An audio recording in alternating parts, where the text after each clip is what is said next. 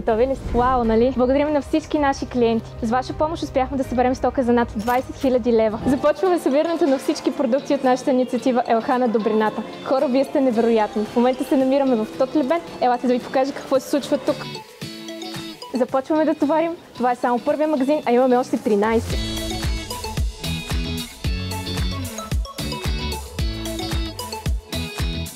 Супер, изпразихме тази количка, отиваме към следващия магазин. Марио, много добре нареждаш, бе!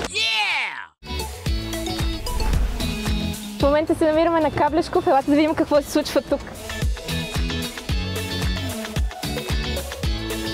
От магазина ни в Каблешков имаме 5, 6, 7, 8, 9 кашона.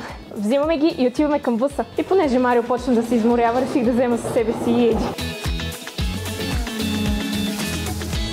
Вече сме пред магазина ни в Лозенец. Хайде да видим какво се случва тук.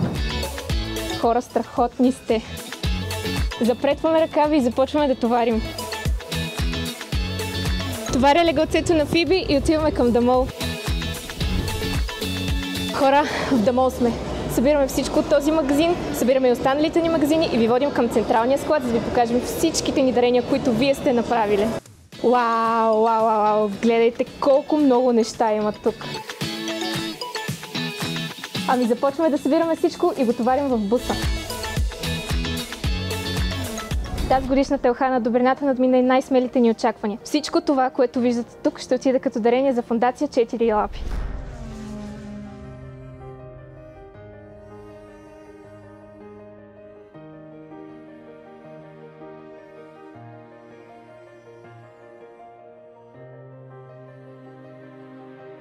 Благодарим на Петмол за направените дарения. Тази храна ще стигне за нашите животни за период около 1 година. Част от нашите животни имат нужда от специална храна, лечебна, така че ще ни е от изключителна полза.